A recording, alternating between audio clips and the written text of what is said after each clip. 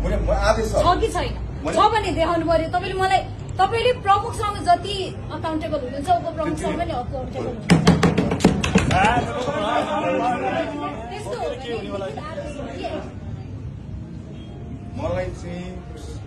लिखित आदेश छ होइन। तपाईँले यहाँ यति धेरै जनप्रतिनिधि समकालीन साथीहरू सबैजनालाई मैले लिखित आदेश छ कि छैन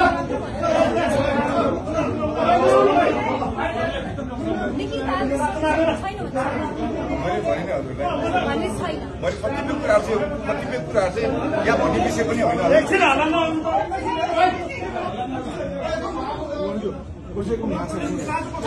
आदेश दिने हो भने लिखित आदेश हुनु पर्यो कि त मौखिक आदेश हो भने पनि आफू आएर भन्नुपर्छ होला। अब यहाँ त फेरि यो ढोका खोल्ने बित्तिकै फेरि भिडन्त हुन्छ कि हुँदैन? अब त्यो भिडन्त फेरि बनाउने कि नबनाउने?